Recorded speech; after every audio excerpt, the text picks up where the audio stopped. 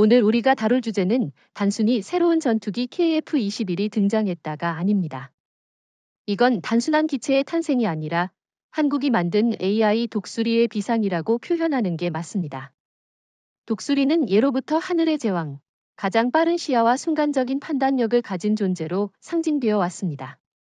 이제 한국이 만든 KF-21은 단순한 항공기가 아니라 인공지능이라는 두뇌와 함께 날아오르는 새로운 시대의 상징입니다.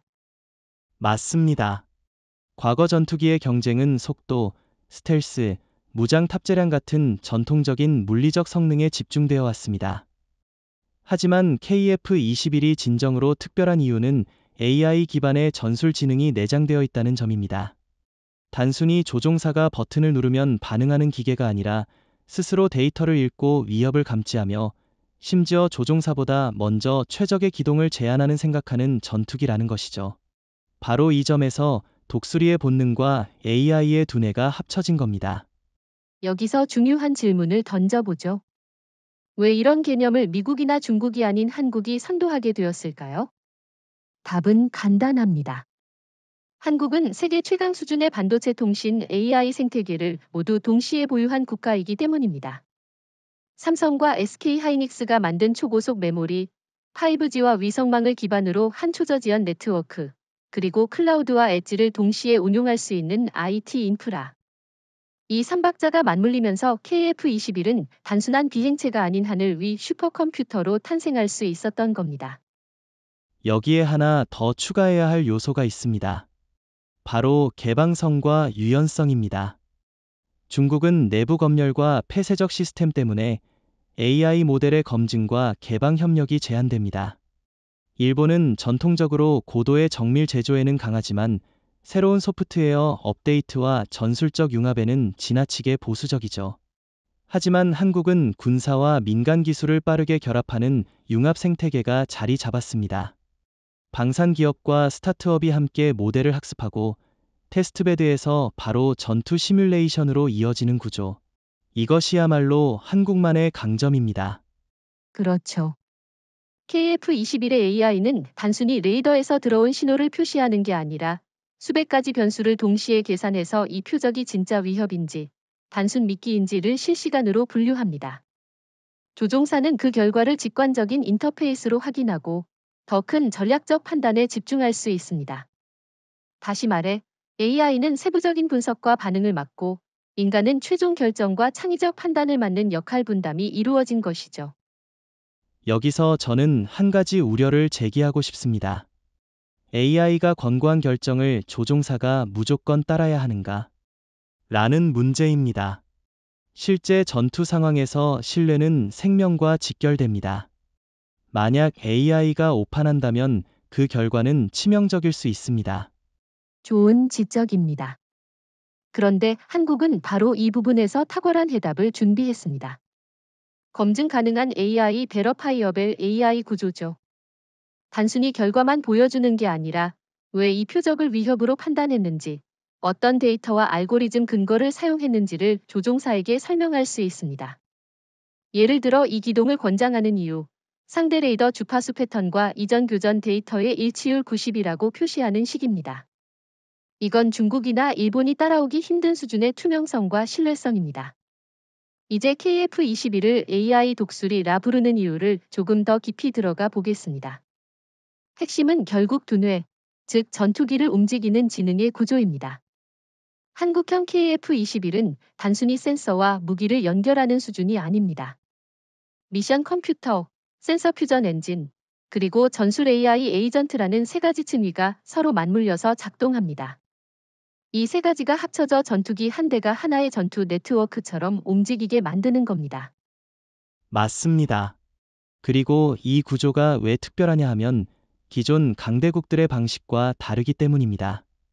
미국의 F-35도 센서 퓨전이 강점이라고 알려져 있지만 지나치게 폐쇄적입니다.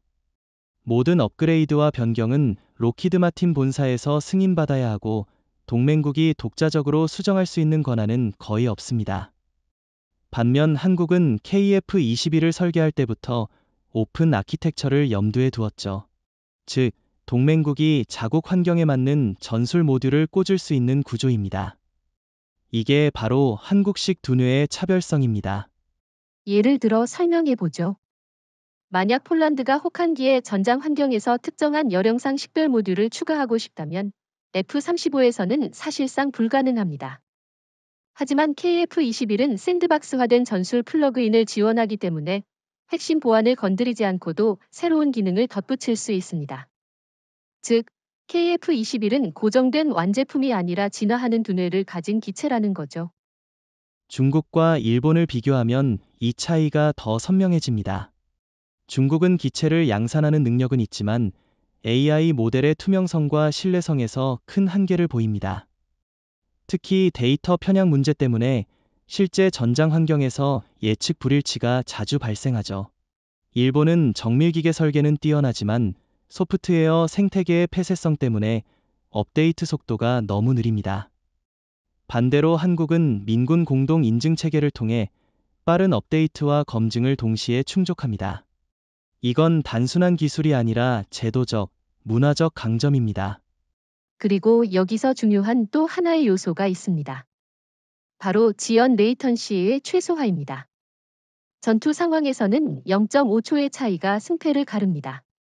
한국형 미션 컴퓨터는 연산의 대부분을 엣지 컴퓨팅, 즉 기체 내부에서 처리합니다. 클라우드는 학습과 사후 분석에 활용되고 실시간 교전 판단은 전부 기체에서 이루어집니다. 그 결과 KF-21은 사실상 광속에 가까운 반응을 구현할 수 있는 것이죠. 그런데 저는 여기서 한 가지 의문을 던지고 싶습니다. 너무 많은 자동화는 조종사의 상황인식을 약화시키는 것이 아닌가? AI가 모든 걸 해준다면 조종사는 전장 전체를 보는 눈을 잃어버릴 수도 있습니다. 좋은 지적입니다. 그래서 한국은 정보계층화 요약 시스템을 도입했습니다.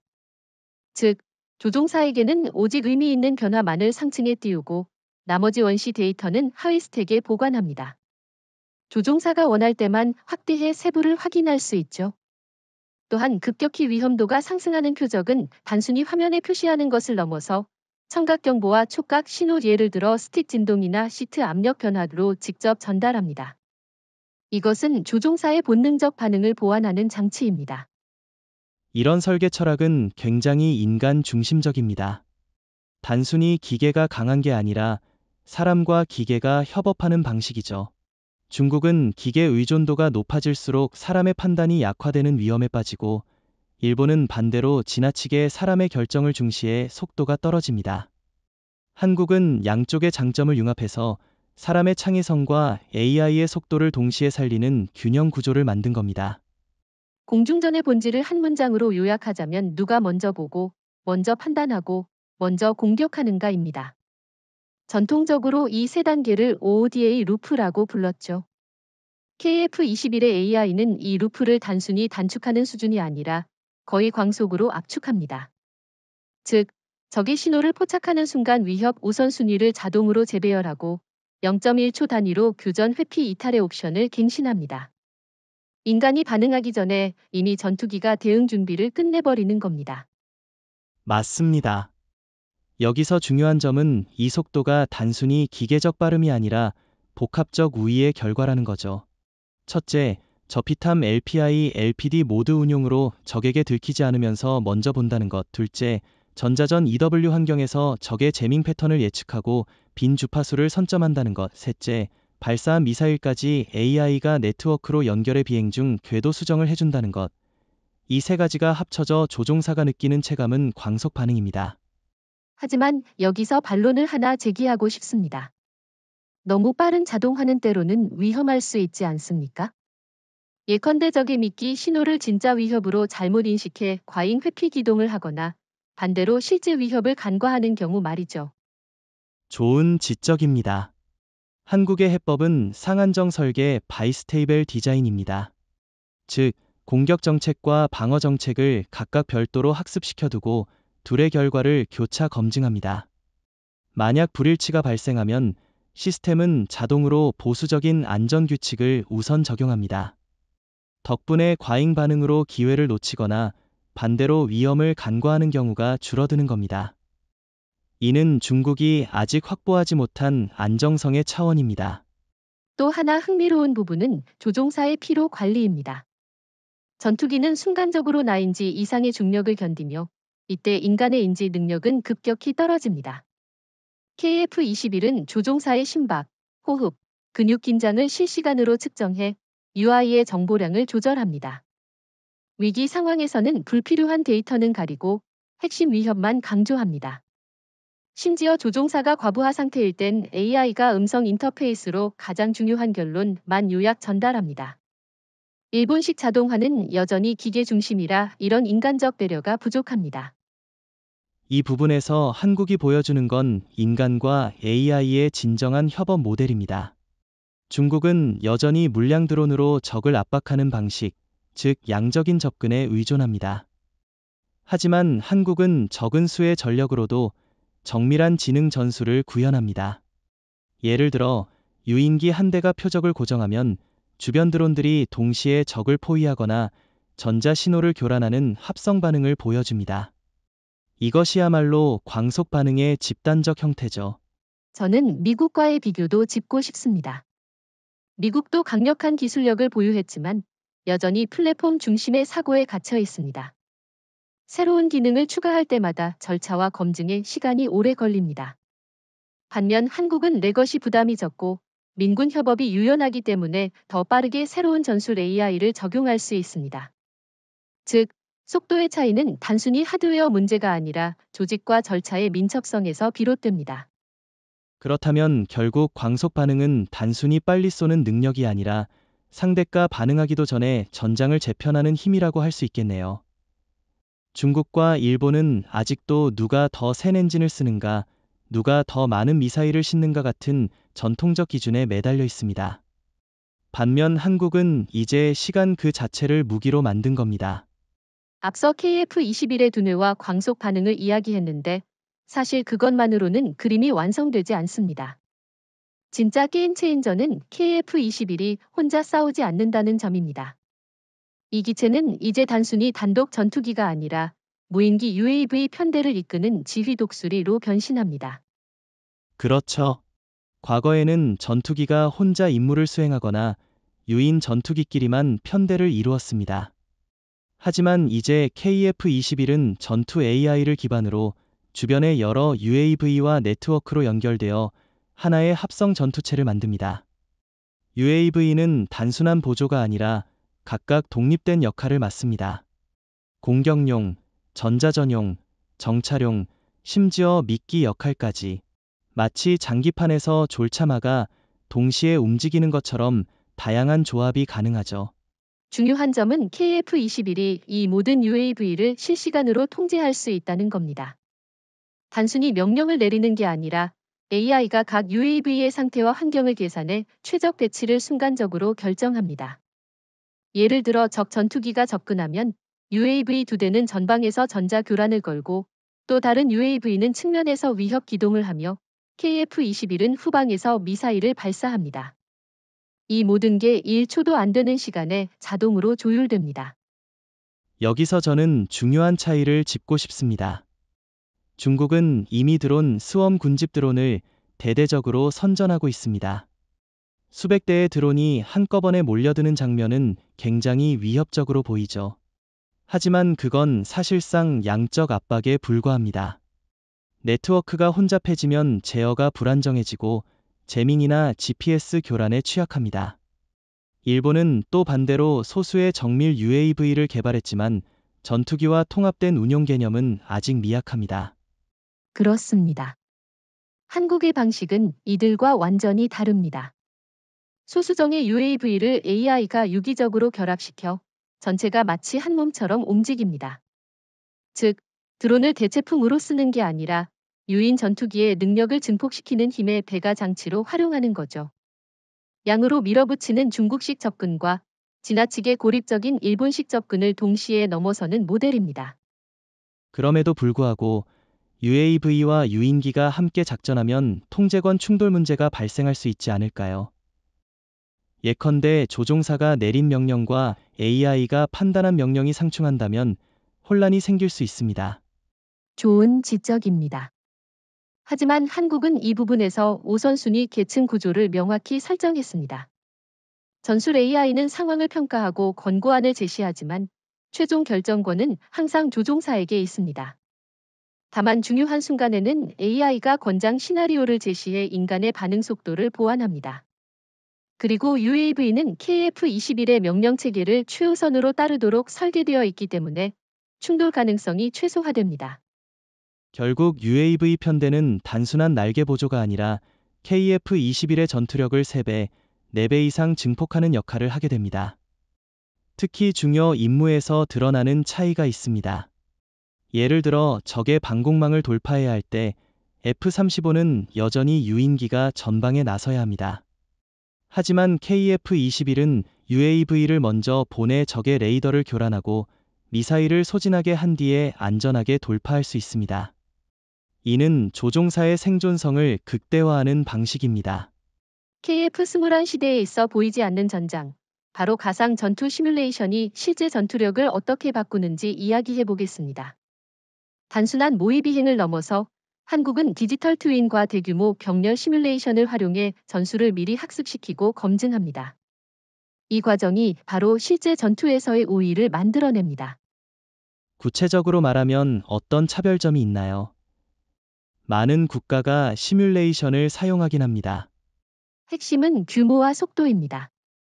한국은 반도체 클라우드 네트워크 역량을 바탕으로 수백만 건의 교전 시나리오를 격렬로 돌립니다. 각 시나리오는 환경, 기상, 전자전 조건, 센서 결함, 적의 전술 변화 등을 무작위화 도메인 랜덤화해 생성됩니다. 그 결과 AI는 한 종류의 상황에만 최적화되는 것이 아니라 다양한 불확실성에서 견디는 전략을 학습하게 됩니다. 그렇다면 단순히 많은 시나리오를 돌리는 것이 전부인가요? 오히려 가짜 전장에서만 잘하는 오버피팅 위험은 없을까요? 중요한 반론입니다.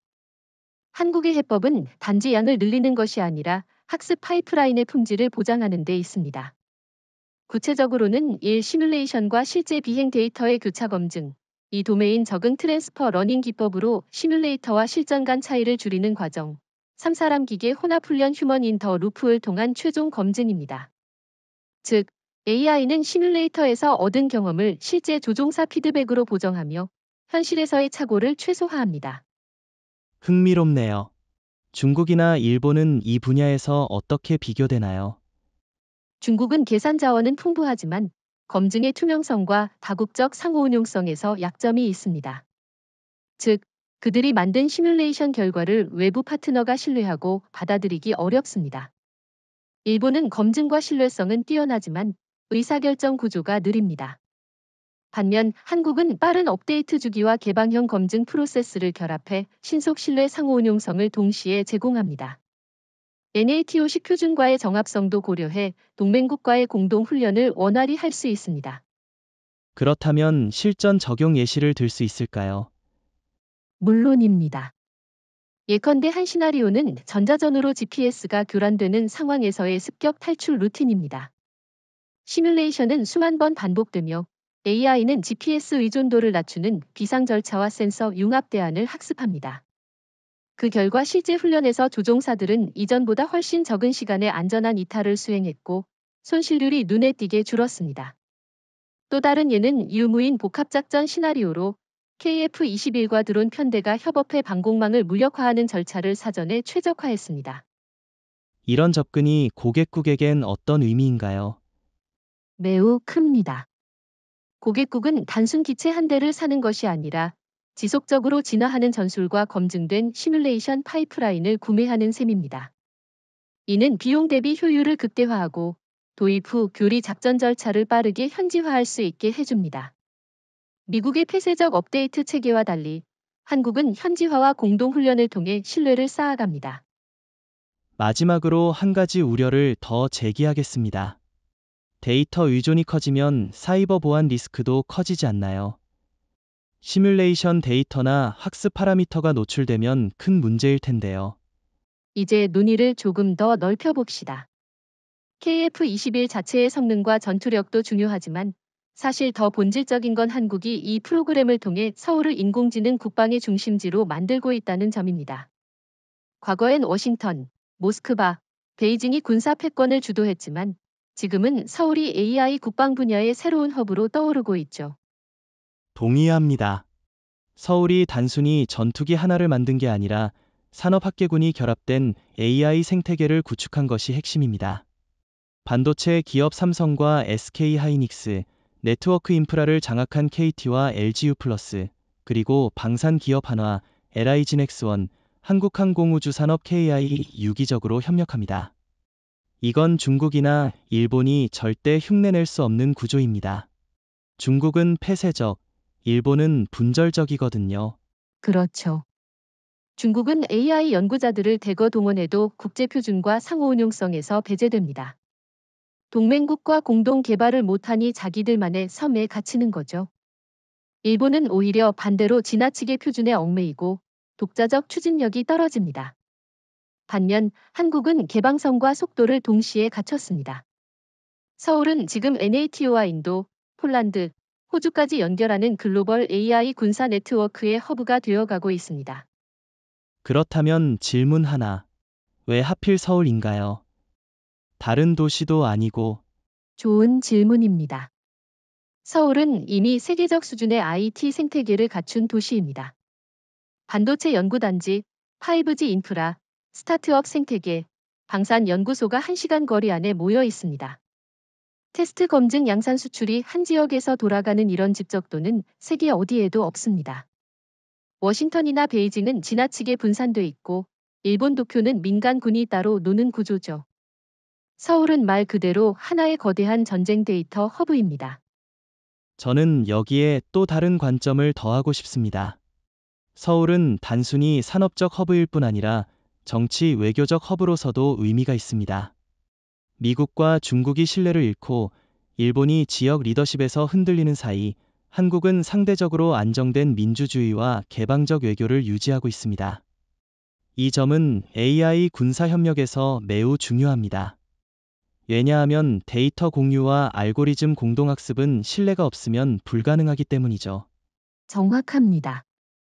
예컨대 KF-21을 도입하려는 폴란드, 인도네시아, UAE 같은 국가들은 단순히 기체 성능만 보는 게 아니라 서울과 연결된 네트워크에 참여한다는 점을 가치 있게 생각합니다. 그 네트워크에 접속하면 최신 AI 전술 업데이트를 받고 다른 동맹국들과 교차 검증된 전술 데이터를 공유할 수 있거든요. 이런 구조를 가진 나라는 현재 한국이 유일합니다. 중국과 일본은 이 지점에서 뒤처지고 있습니다. 중국은 데이터 독점 때문에 다른 나라가 신뢰를 하지 않고 일본은 지나치게 내향적이라 파트너를 끌어들이는 힘이 약하죠. 반면 한국은 글로벌 협력을 통해 서울을 새로운 워싱턴으로 만들어가고 있습니다. 결국 KF-21은 단순한 무기가 아니라 서울 중심의 AI 국방 생태계를 상징하는 깃발입니다. KF-21이 하늘을 지배하는 동안 서울은 데이터를 지배하고 그 데이터는 다시 무기와 전술을 진화시킵니다. 이 선순환 구조야말로 한국이 미국이나 중국을 넘어설 수 있는 근본 동력입니다. 이제 본격적으로 중요한 이야기를 해봅시다. 바로 세계 각국의 구매 결정입니다. KF-21이 단순히 한국 공군만의 무기가 아니라 해외 고객들이 미국의 F-35나 중국, 일본 기체 대신 선택하고 있다는 점, 이것이야말로 한국이 진정한 글로벌 플레이어로 올라서는 증거죠. 맞습니다. 사실 지금까지 전투기 시장은 미국이 거의 독점하다시피 했습니다. 특히 F-35 프로그램은 동맹국들에겐 일종의 강제 선택지였죠. 하지만 현실은 냉혹합니다. F-35는 가격이 너무 비싸고 유지보수 비용도 천문학적입니다.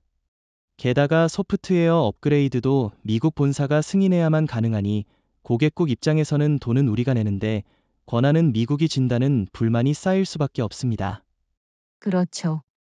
반면 한국의 KF-21은 구조가 완전히 다릅니다. 우선 가격 경쟁력. F-35가 대당 1억 달러를 훌쩍 넘는데 KF-21은 기본형 기준으로 그 절반 수준에 불과합니다. 게다가 한국은 기체만 파는 게 아니라 업데이트 가능한 AI 생태계를 함께 제공합니다. 즉, 구매국은 KF-21을 도입하는 순간 서울 중심 네트워크의 회원이 되는 셈입니다. 이는 단순한 기체 거래가 아니라 지속적 진화 구독 모델에 가까운 겁니다. 여기서 흥미로운 점은 이 구독형 무기 모델이 해외 고객들에게 오히려 더 매력적이라는 겁니다. 왜냐하면 최신 전술과 알고리즘을 실시간으로 받아볼 수 있으니까요. 미국처럼 10년 뒤 블록 업그레이드를 기다릴 필요가 없습니다. NATO 국가들, 동남아시아, 중동 국가들 모두 즉각적인 업데이트를 원하고 있습니다. 그들의 요구에 가장 잘 맞는 건 지금 한국입니다. 여기에 또 다른 차별성이 있습니다. 한국은 고객국의 현지화 요구에 매우 유연하게 대응합니다. 예를 들어 인도네시아가 KF-21의 항전 장비 일부를 자국산 부품으로 교체하기를 원한다면 한국은 이를 허용하고 공동 개발 형태로 추진할 수 있습니다. 미국이나 일본이라면 절대 불가능한 일입니다. 이 유연성이야말로 많은 국가들이 한국을 선택하는 이유죠. 그렇다면 중국은 어떻습니까?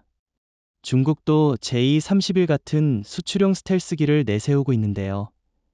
중국은 기본적으로 신뢰 문제가 큽니다.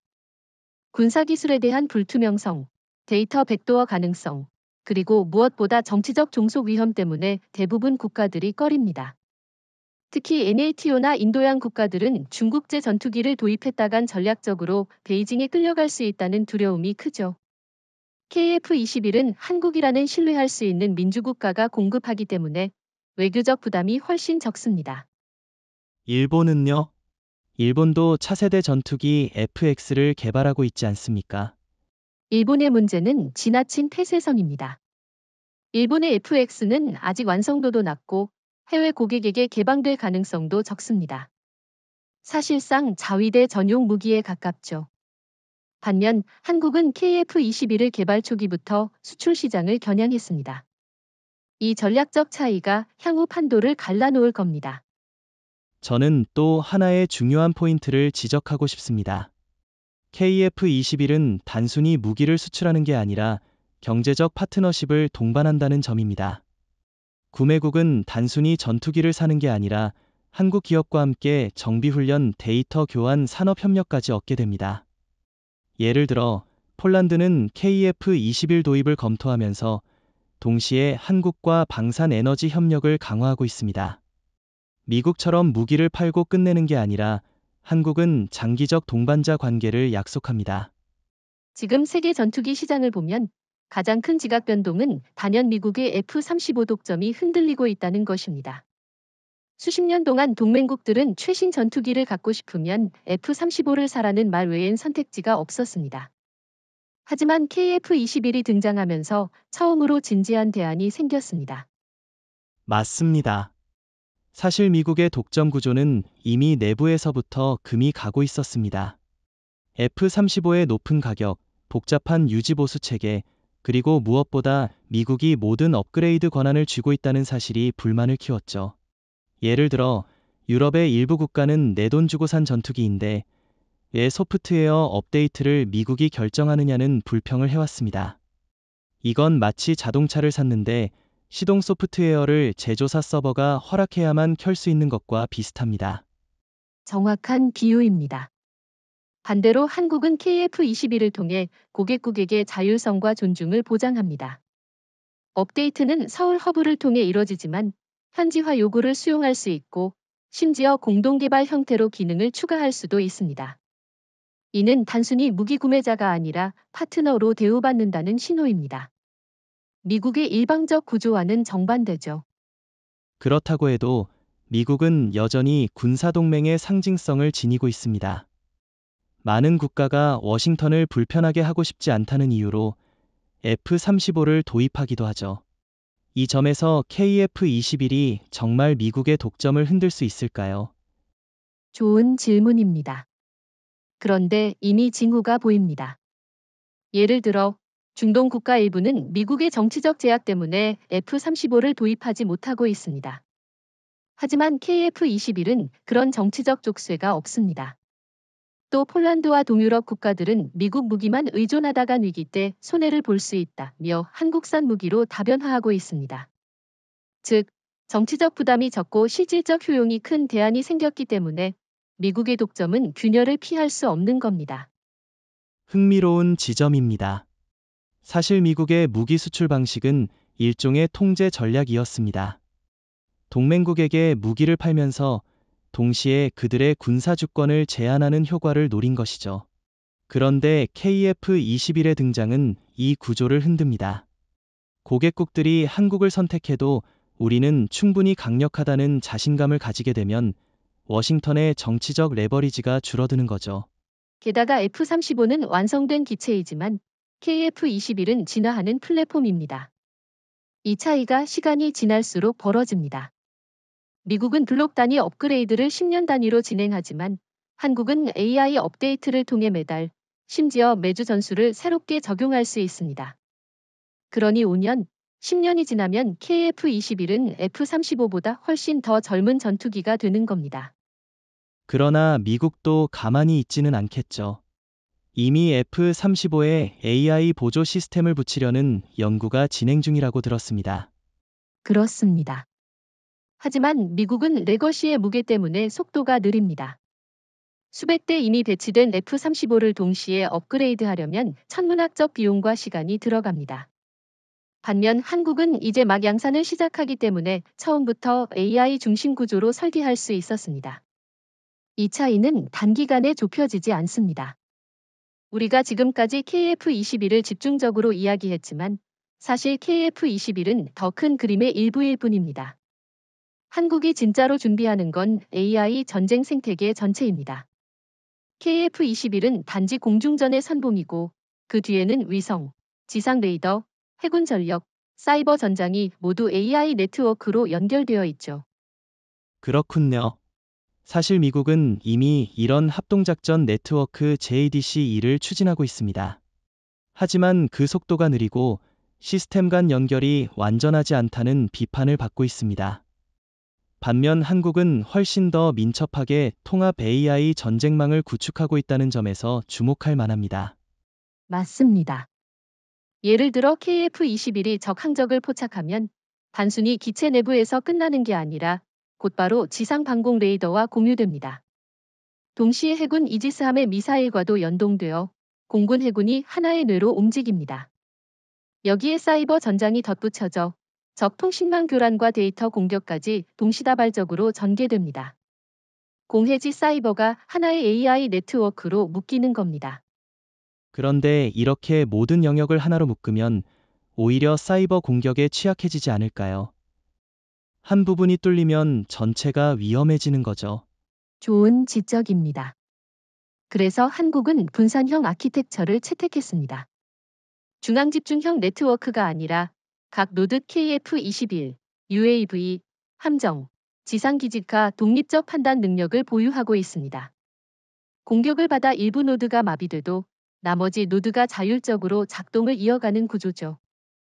마치 뇌의 뉴런이 일부 손상돼도 전체 기능은 유지되는 것과 같습니다. 이건 중국이나 일본이 따라오기 어려운 부분이네요.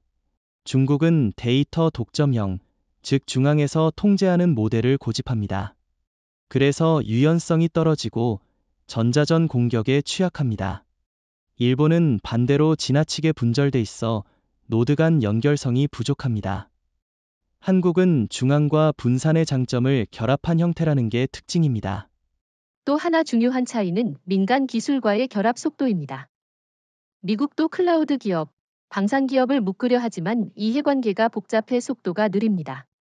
한국은 삼성, 현대, 한화, LG 같은 기업들이 민군 겸용 플랫폼을 신속히 공유합니다.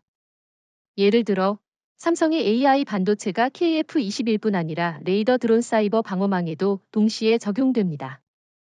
이게 바로 AI 생태계의 확장성입니다. 그렇다면 KF-21은 단순히 하나의 무기가 아니라 AI 전쟁 생태계의 얼굴이라고 볼 수 있겠군요. KF-21을 사는 국가는 사실상 한국의 전체 AI 네트워크에 참여하는 셈이 되는 거죠. 정확합니다. 예컨대 폴란드가 KF-21을 도입하면 그 기체가 한국의 AI 업데이트 서버와 연결되고 다른 KF-21 운용국들과 전술 데이터를 공유하게 됩니다. 이렇게 되면 KF-21 한 대의 전투 경험이 즉시 글로벌 네트워크 전체의 경험으로 전환됩니다. 즉, 한 나라가 쌓은 전투 데이터가 곧 전체 동맹의 전투력으로 흡수되는 구조입니다. 이건 굉장히 무서운 얘기네요. 왜냐하면 시간이 지날수록 격차가 기하급수적으로 벌어질 테니까요. 미국이 아무리 강력한 F-35를 갖고 있어도 그건 개별 국가의 경험에 갇혀 있습니다. 반면 KF-21은 글로벌 네트워크를 통해 경험을 공유하고 진화합니다. 결국 미국식 독점 모델이 아니라 한국식 공유 모델이 더 빠르게 성장하는 구조입니다. KF-21의 AI와 전투기 자체 능력을 이야기했지만 사실 진짜 혁명은 여기서 시작됩니다. KF-21은 이제 공군 무기를 넘어서 국가 전체 데이터 네트워크와 통합된 플랫폼이 되어가고 있습니다.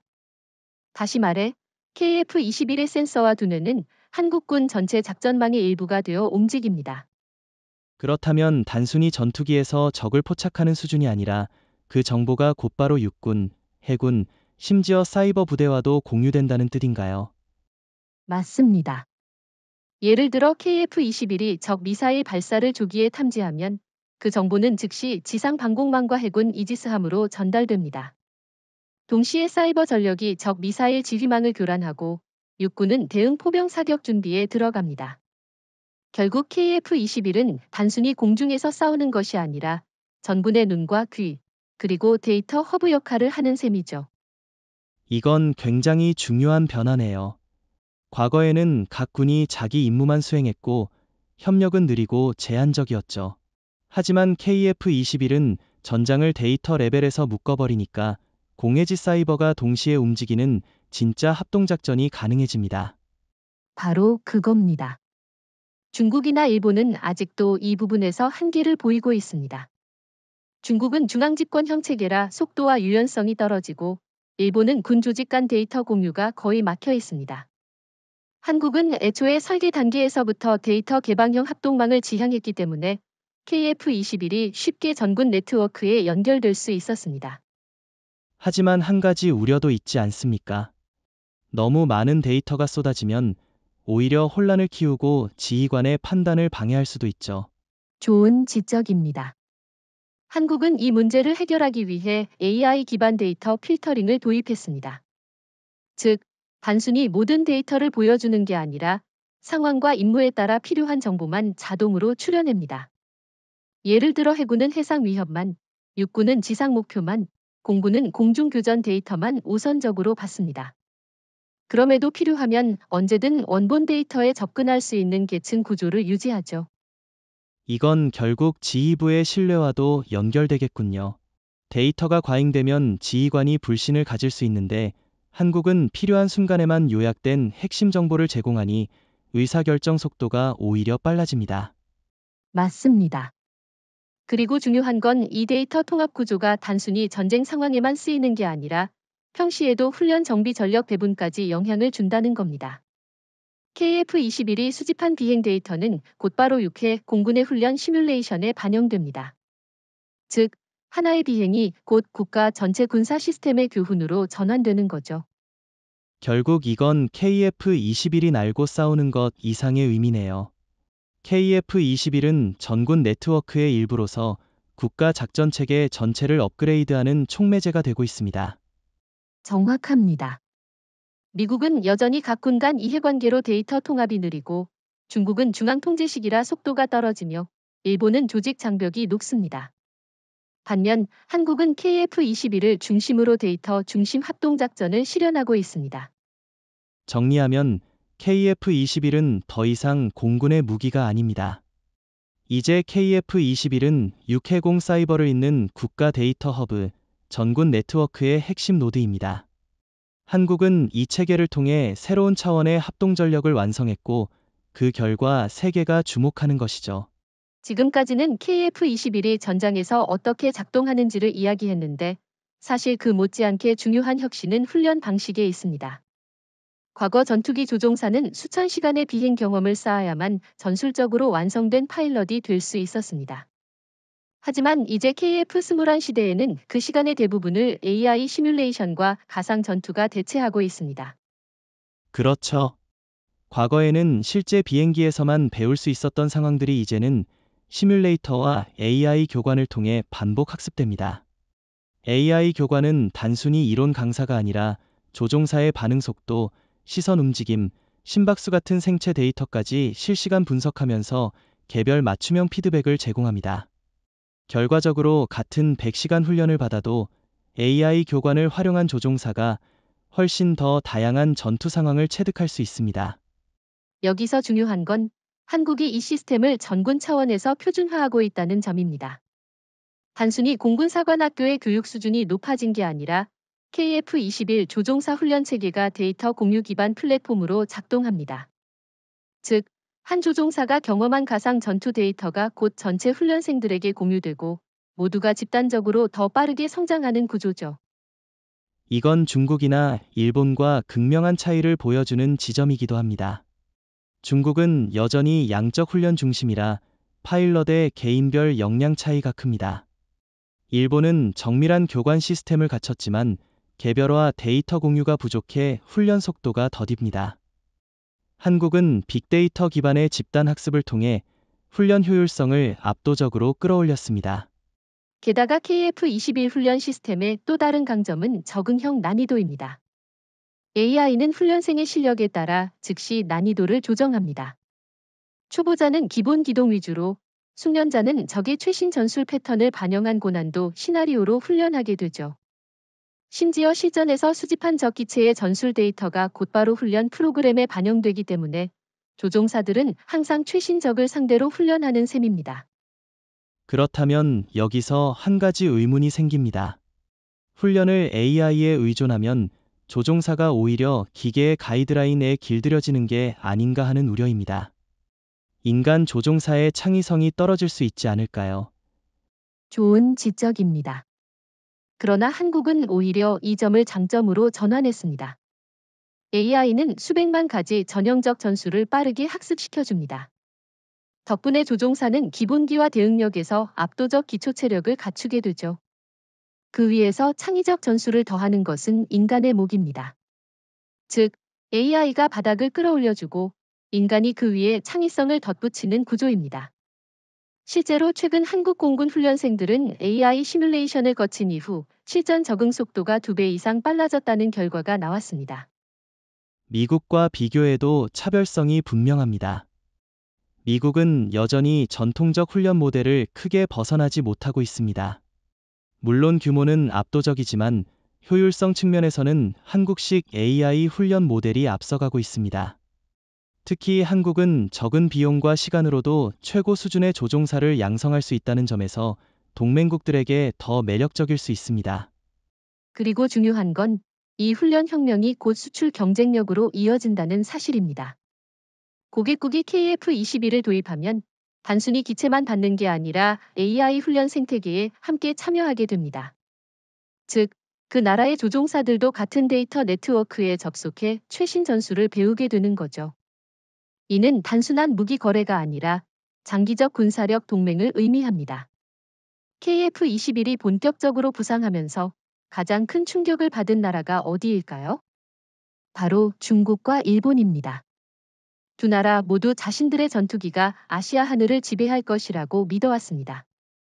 중국은 제20과 제31, 일본은 차세대 FX를 내세웠죠. 하지만 KF-21의 AI 중심 개념이 등장하면서 이들 국가의 자신감은 오히려 불안과 공포로 바뀌고 있습니다. 중국의 경우부터 보죠. J-20은 스텔스를 강조하지만 사실상 플랫폼 중심 사고에 갇혀 있습니다. 강력한 기체와 엔진, 레이더 성능을 앞세우지만 AI 통합과 데이터 네트워크는 취약합니다. 중국은 아직도 중앙집권적 통제 방식을 유지하는데 이는 곧 유연성 부족으로 이어집니다. KF-21처럼 실시간으로 UAV와 합동하거나 글로벌 파트너들과 데이터를 공유하는 건 불가능에 가깝습니다. 맞습니다. 더구나 중국은 신뢰 문제가 크죠. 만약 동남아 국가가 중국산 J-31을 들여온다고 합시다. 그 순간 중국 데이터 백도어가 있는 것 아니냐는 의심이 따라붙습니다. 즉, 기술적 한계 이전의 정치 외교적 불신 때문에 시장 확장이 제한됩니다. 반면 한국은 민주주의 국가이자 개방형 협력 모델을 갖고 있기에 신뢰도가 높습니다. 이 차이는 단기간에 메울 수 없는 격차입니다. 일본의 상황은 또 다릅니다. 일본은 정밀한 제조 능력과 안정적인 군수 체계가 강점이지만 지나치게 폐쇄적입니다. FX 프로젝트도 사실상 자위대 전용이고 해외 수출을 본격적으로 고려하지 않습니다. 즉, 내수 중심에 머무르는 한계가 있습니다. KF-21처럼 개발 초기부터 수출 시장과 다국적 협력을 염두에 둔 모델과는 접근 자체가 다릅니다. 그리고 일본은 조직 문화의 문제도 있습니다. 보수적 의사결정 구조 때문에 AI와 같은 혁신 기술을 빠르게 적용하기 어렵습니다. KF-21은 이미 AI 교관, UAV 편대, 실시간 업데이트를 실전 훈련에 도입했지만 일본은 아직도 시뮬레이터와 인간 교관 중심에 머물러 있죠. 격차가 시간이 갈수록 더 벌어질 수밖에 없습니다. 중국과 일본 모두 공통적으로 겪는 문제는 바로 데이터 생태계 부재입니다. KF-21의 강점은 단순히 AI 알고리즘이 아니라 한국의 반도체 통신 클라우드 인프라가 뒷받침하는 데이터 생태계에 있습니다. 중국은 폐쇄성 때문에 글로벌 데이터 교환이 불가능하고 일본은 보수적 규제 때문에 속도가 느립니다. 이 두 나라가 따라잡으려 해도 구조적 한계 때문에 쉽지 않습니다. 여기서 반론을 하나 던져보겠습니다. 중국의 막대한 자본과 인력이라면 결국 따라잡을 수 있지 않겠는가? 라는 주장도 있습니다. 좋은 지적입니다. 하지만 돈과 인력만으로 해결되지 않는 게 있습니다. 바로 신뢰와 개방성입니다. AI 전투기는 단일 국가의 폐쇄적 노력으로 완성되지 않습니다. 데이터, 동맹국 협력, 다양한 전장 환경에서의 피드백이 필요하죠. 한국은 이미 폴란드, 인도네시아, UAE 등 여러 국가와 협력하며 글로벌 학습 네트워크를 만들고 있습니다. 중국은 자국 내 데이터로만 학습하다 보니 현실과의 괴리가 점점 커집니다. 일본도 마찬가지입니다. 기술은 훌륭하지만 동맹국에 열려있지 않으면 혼자 잘난 무기로 남을 수밖에 없습니다. 글로벌 시장과 연결되지 않으면 결국 발전 속도에서 한국에 뒤질 수밖에 없는 거죠. 우리가 간과하면 안 되는 중요한 사실이 있습니다. KF-21은 단순히 하늘을 지배하는 무기가 아니라 한국 외교의 핵심 카드라는 점입니다. 다시 말해, KF-21을 구매한다는 건 단순히 전투기 한 대를 들여오는 게 아니라 서울 중심의 AI 군사 네트워크에 접속한다는 의미를 갖습니다. 맞습니다. 전통적으로 무기 거래는 단순히 돈을 주고 장비를 사는 수준이었습니다. 그러나 KF-21은 생태계적 성격을 띱니다.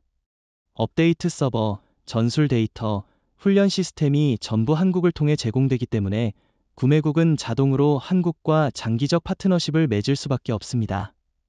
이건 곧 무기 외교를 넘어서 데이터 동맹을 의미합니다. 그리고 여기서 중요한 차이가 발생합니다.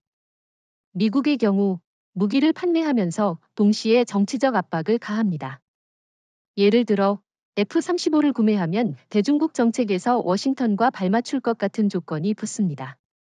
반면 한국은 이런 강압적 조건 없이 상호이익 구조를 제시합니다. KF-21 고객국은 한국과 협력하면서도 전략적 자율성을 보장받습니다. 이것이야말로 많은 중견국들이 한국을 선택하는 이유입니다. 하지만 이런 모델은 동시에 위험하지 않을까요?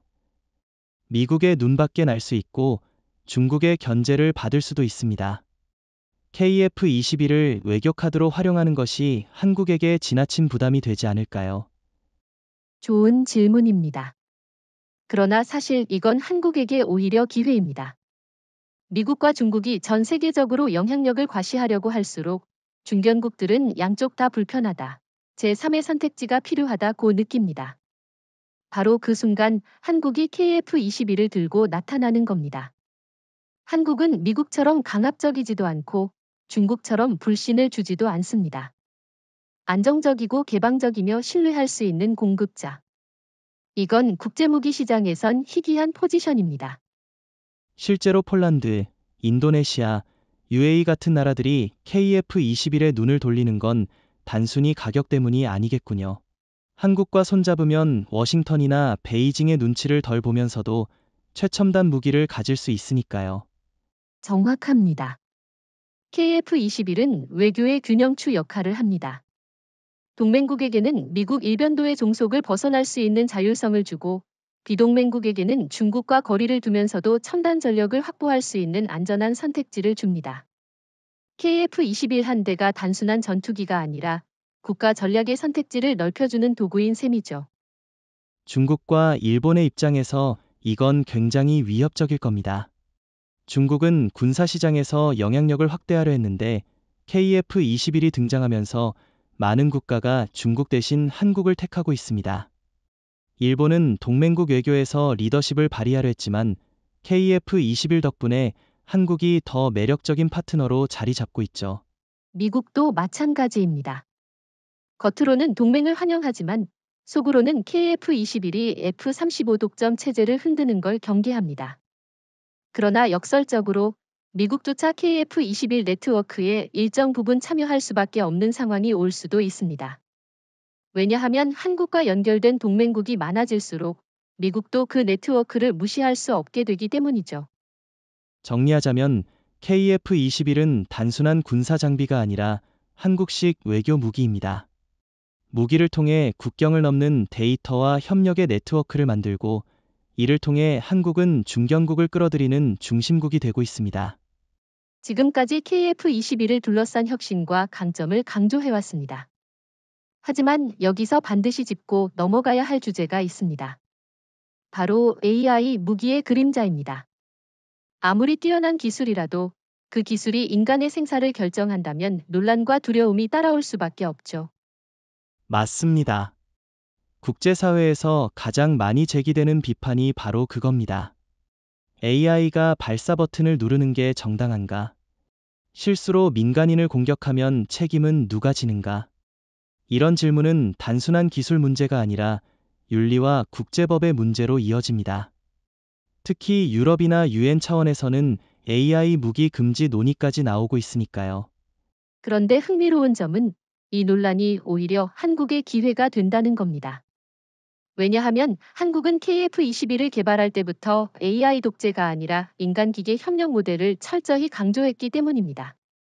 다시 말해 KF-21의 AI는 무기를 직접 발사하는 존재가 아니라 조종사의 결정을 빛의 속도로 보조하는 참모 역할을 수행합니다. 하지만 실제 전투 상황을 생각해 보세요. 미사일이 날아오는데 인간이 승인 버튼을 누르는 몇 초 동안이 치명적일 수 있습니다.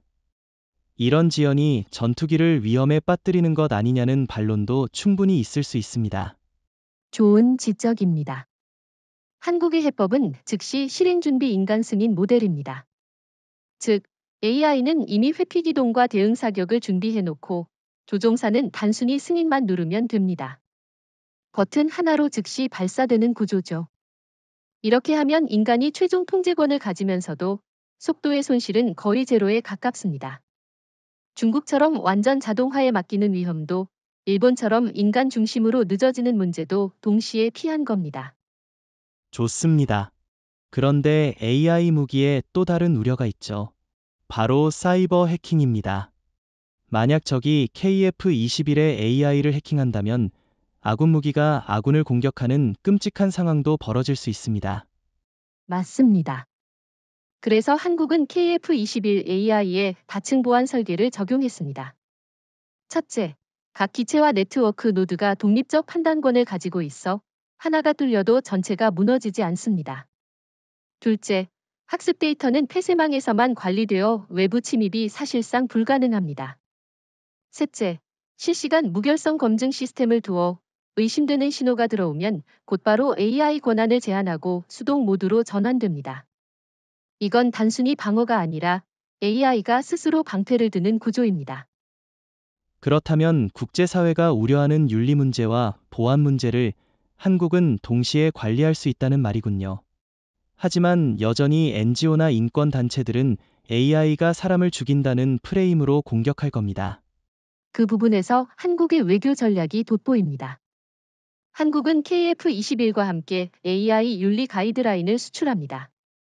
무기를 사는 나라에 단순히 기체만 주는 게 아니라 인간 최종 승인 원칙, 투명한 AI 로그, 민간인 피해 최소화 규정을 함께 패키지로 제공합니다. 이건 단순한 무기 거래가 아니라 국제 규범을 수출하는 행위입니다. 반대로 중국은 불투명하고 일본은 폐쇄적이어서 이런 신뢰를 주지 못합니다. 정리하면 AI 무기는 분명 위험과 논쟁을 불러옵니다. 하지만 한국은 그 논쟁을 회피하지 않고 오히려 통제 가능한 모델을 제시함으로써 국제적 신뢰를 얻고 있습니다. 우리가 긴 시간 동안 KF21을 이야기해왔습니다. 이제 결론을 내려야겠죠. KF21은 단순한 전투기가 아닙니다. 그것은 AI 독수리라는 새로운 상징입니다. 이 독수리는 단순히 빠르고 강한 무기가 아니라 21세기 전쟁의 언어 자체를 바꾼 존재입니다. 맞습니다. 과거에는 전투기의 기준이 속도와 스텔스였지만 이제는 지능과 네트워크가 기준이 되었습니다. 누가 더 빨리 학습하고 누가 더 넓게 연결하며 누가 더 신뢰할 수 있는 생태계를 구축하느냐. 이 기준에서 한국의 KF21은 단숨에 세계 최정상에 올랐습니다. 중국의 J20은 여전히 힘의 과시에 머물러 있고 일본의 FX는 아직 미완성 단계입니다. 미국의 F-35는 강력하지만 폐쇄성과 높은 비용 때문에 동맹국들의 피로감을 키우고 있습니다. 이 틈에서 한국은 KF-21을 통해 지능의 표준을 제시했습니다. 이는 무기 경쟁의 패러다임이 완전히 바뀌었음을 선언하는 것이죠. 하지만 어떤 사람들은 여전히 의문을 제기합니다. 한국이 정말 미국을 넘을 수 있나? 중국과 일본이 자본과 인력을 쏟아부으면 결국 따라잡히지 않을까? 라는 회의론이 있죠. 그 회의론에 대한 답은 명확합니다. KF-21은 단순한 하드웨어가 아니라 AI 학습 네트워크입니다. 즉, 시간이 갈수록 더 강해지고 더 똑똑해집니다. 중국과 일본은 자본을 쏟아도 신뢰와 개방성이 부족하고 미국은 레거시 시스템에 묶여 속도가 느립니다. 반면 한국은 유연하고 개방적이며 빠릅니다. 이 구조적 차이는 단기간에 메워지지 않습니다. 그리고 KF-21은 군사적 의미를 넘어섭니다. 그것은 외교적 선언이자 산업적 도약의 상징입니다. KF-21을 선택한 국가들은 단순한 고객이 아니라 한국 중심의 AI 전쟁 네트워크에 가입하는 회원국이 됩니다. 이건 곧 새로운 동맹의 형태입니다. 과거 워싱턴 중심 질서가 있었다면 이제는 서울 중심의 질서가 태동하는 셈이죠. 정리하자면 KF-21의 등장은 대한민국도 첨단 전투기를 가졌다는 수준이 아닙니다. 그것은 한국이 새로운 공중 패러다임을 만든 주역이라는 선언입니다. 공중전은 이제 기계가 아니라 AI와 네트워크가 지배하는 영역이 되었고 그 표준을 만든 나라가 바로 한국입니다. 이제 전 세계는 선택을 강요받습니다. 과거처럼 미국 아니면 대안 없음이 아니라 한국이라는 새로운 기준을 받아들일 것인가 아닌가. 이 질문 앞에서 많은 국가가 이미 답을 내리고 있습니다. 그 답은 KF-21, 즉 AI 독수리와 함께 날겠다는 선택입니다. 그리고 그 순간 하늘은 더 이상 미국의 전유물이 아닙니다. 중국과 일본이 꿈꾸던 지배도 이루어지지 않습니다. 새로운 시대, AI 독수리의 시대, 그 주인공은 대한민국입니다. 이것이 오늘 우리가 내리는 최종 선언입니다.